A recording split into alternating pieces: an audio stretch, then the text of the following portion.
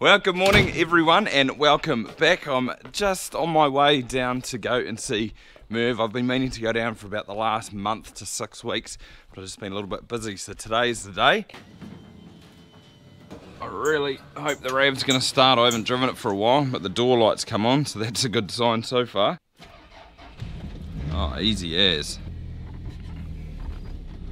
I find it a bit of a relaxing drive down here. It's only really half an hour from home, which isn't far away, and he would be probably about 10 minutes from Otahonga, maybe sort of 5-10 minutes. Oh, what's going on up here? There's a horse float. Oh, they're just having a yarn.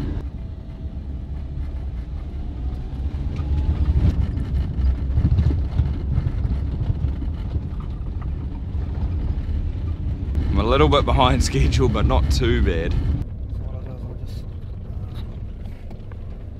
Here's the girls. Hard to believe that there's 77 in there, eh? It doesn't look like it when they're standing like that. But they're due to come back in a couple of weeks' time. I haven't actually rung Marty yet, but I will get on to that. I might give him a ring today and organise transport.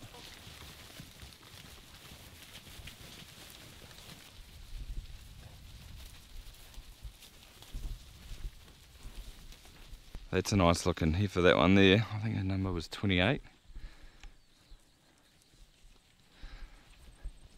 Come on, you. Come on. They're looking good. There's definitely a good feed in here for them. Quite a bit of grass in here. Look at all this. Yeah, plenty of grass in here. Look at all this. They didn't come out here that long ago. Look at all this tucker that's here. Look at that. Beautiful, it's rotting underneath. Too much. That's right, I'll get this down. Looks a bit rude actually having one sort of Frisian-y looking heifer in here, but there's a nice looking heifer. Nice thick set, just deep. That's what I like to see. Well, there's actually quite a nice one over there too. Although I think they're all looking nice, to be fair.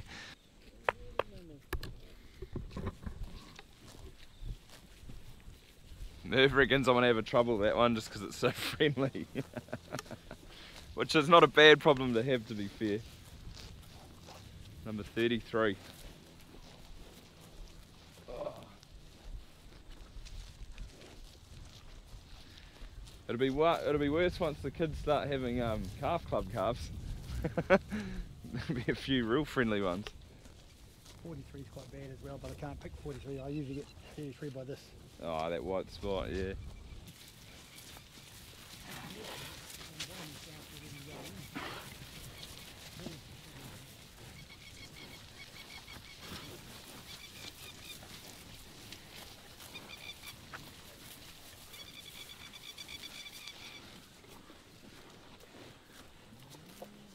This is out of one of my best cows, number 20.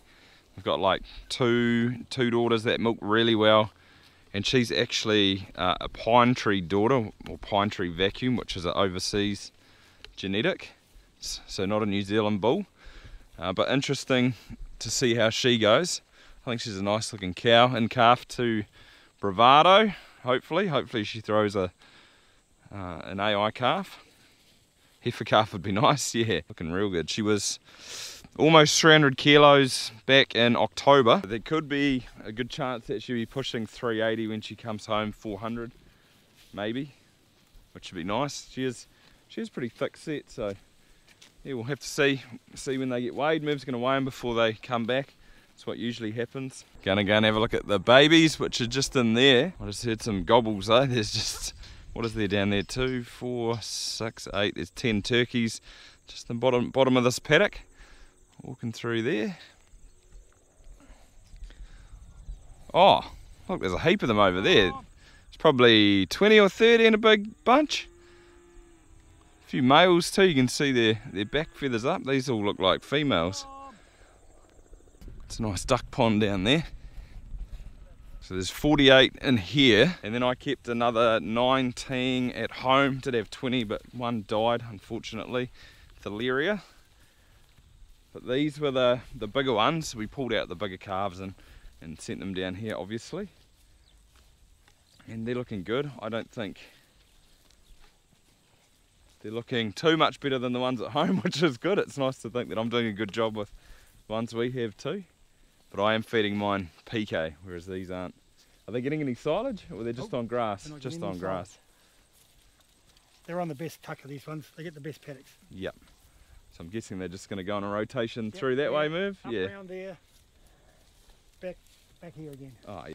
There's a nice deep set calf there, 33. And that one, 23. I just spotted her before and it's a little bit hard to see, but there's a heifer just standing at the back there. I don't think I can get very close. And her nose is real bent. So instead of it being a straight nose, it's bent to the right. I did have a cow like that a while back, but I didn't pick up on it when she's a calf.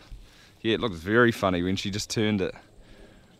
Yeah, it sort of her sort of nose disappeared. Come on. That's where those heifers were supposed to go, but yeah, oh, that looks awesome. Real good tucker. Nice quality. Look at all these silage bales you got too, Merv. You got heaps of tucker around. How many do you reckon is there? Probably a couple of hundy? Oh, and the rest. Far out. There's 290 on that there, I think. Oh, so maybe more. 300-400. Yeah, g'day Marty, it's Andrew Mackey speaking. Yeah. Could I organise my heifers to come back from Merv's, please? When? Around the 1st. Around the 1st. It won't happen on the 1st. But it could happen on the 2nd. The 2nd will be fine, yep. How many are there, Andrew? There's 77 and I've got 19 calves to go back. Awesome, thanks heaps. Okay, mate. Alright, catch you Marty, bye.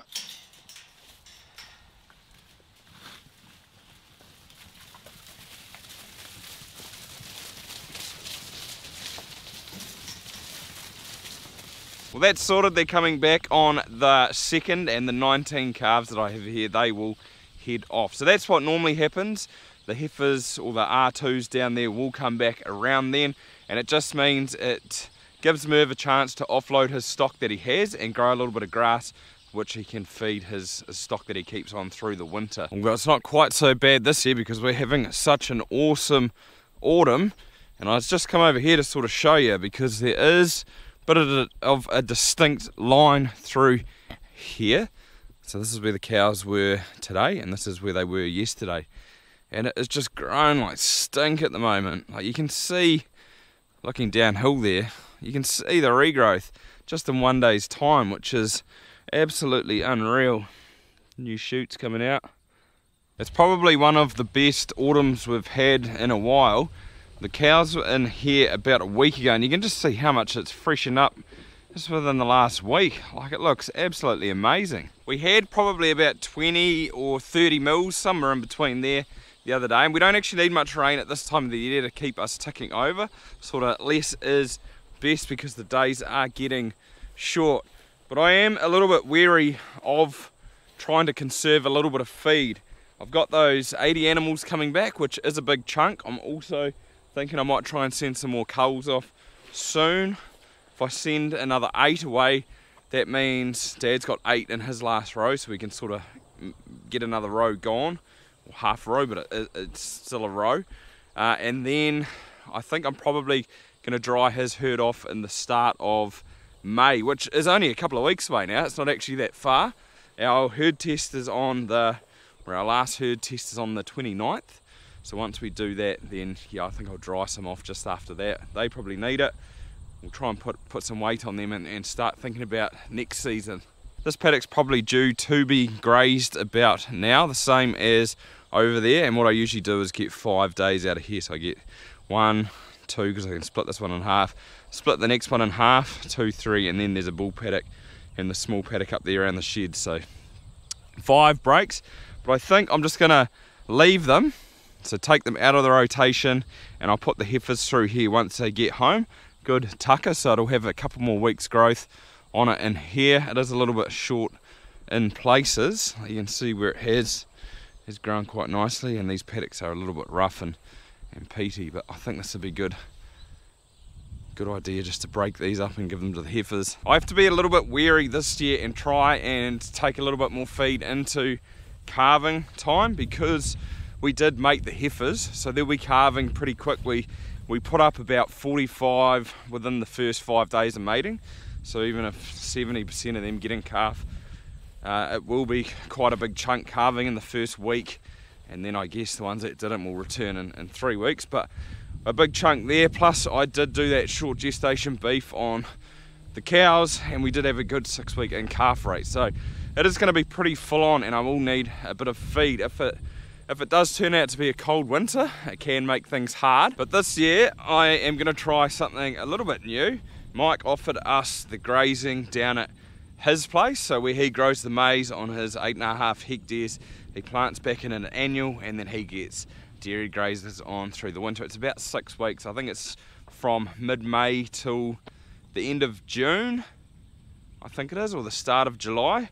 So what I'm going to do is send 40 of the lightest cows, draft them out, send them down there for grazing, and hopefully it just gives us a little bit, or it just takes the pressure off just a little bit more, and we can grow a little bit more on farm and save it for in the sort of July, August period. Although it definitely comes at a cost, it's not free.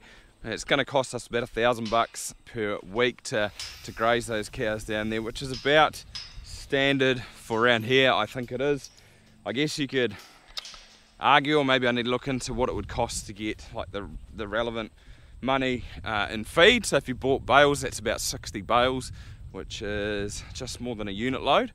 But I think it's going to be good. It's definitely something I'm willing to try, and then we can assess it later on and see if it's worked well, if we'll do it again next year. But the whole reason was around getting weight on those cows. If we can get more weight on them, they're going to milk better, and if I've got more feed to feed the early calving cows, and we should have more of them this year, then we're going to make more milk. We're still going to milk about 300 cows, which on numbers is down from about 15 last season, 15 to 20.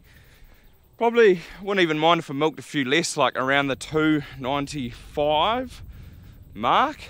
But yeah, I think we're just going to see more milk in the vat earlier on, so it should hopefully pay for it, but I'll have to reassess that after the winter and sort of stack up the numbers. I've still got quite a big stack of bales left, which is awesome. The young herd, they're getting a bale a day. Mine's not getting anything except for the maize and pica. I'm not feeding them any grass silage at the moment. I do just need to have a little tally up and see what there is left though. 2, 4, 6, 8, 10, 12, 14, 16, 18 lines of 4 bales. What's 18 times 4? Or 36 times 2, 72. Plus, I won't count those ones on top because there's some taken along the side there, which 72 bales. Well, I've got to get to the end of the month, that's at least another 12 bales, which brings it down to 60, so I'll have 60 through the winter, which is good. I'll probably feed a majority out.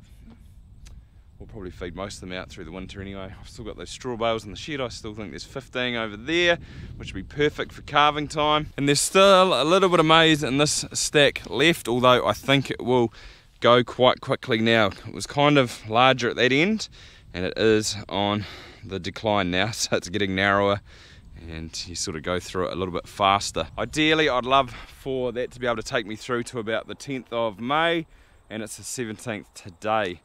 That means there's another 13 days plus 10 next month, which would be 23. I don't think I'm going to get 23 days out of what's left unless I cut it down.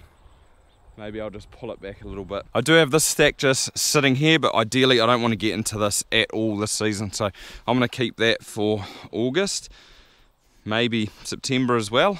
Probably mostly August, where I'd like to just pump it into them into the spring, just put a little bit more maize into them, hopefully get their condition nice and good before we go into mating.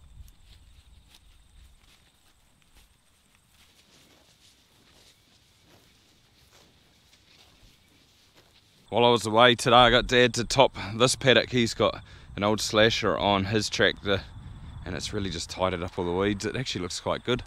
It's spread a bit of the cow muck around too, which probably good for it as well. But that fencing I've done down the drain there, that actually got spot sprayed yesterday, so all the patches have been sprayed and it'll be ready for planting. I don't know when they'll do it, in the next month maybe, I guess. There's number 126, that is number 10's sister, one of them. And here's number 20 here, so this is the mother. She's still milking really well and all her daughters are performing, so excellent cow that one. Wish I had a few more like that, as every dairy farmer would say. And there's her other daughter there, 185. She's a really nice cow. I really like this one. She milks like a trooper. I know that all the three that are in here are in calf to AI, and I'm hoping that number 10 is, or heifer number 10 is too, which would mean 4 out of 4, and the odds of getting at least one heifer calf, surely we're to get 1 or 2. I know that number 20, she actually had another one this last calving. It was a bit of a shame. I seen her calving in the paddock, and I thought, oh, she looks alright, I'll leave her to it, and I came back within 20 minutes or half an hour and she had a dead calf. It was a nice big calf. She hadn't had trouble. I don't know what had gone on. She looked fine, so yeah, that was a bit of a shame. It was a nice big heifer calf, but sometimes that happens.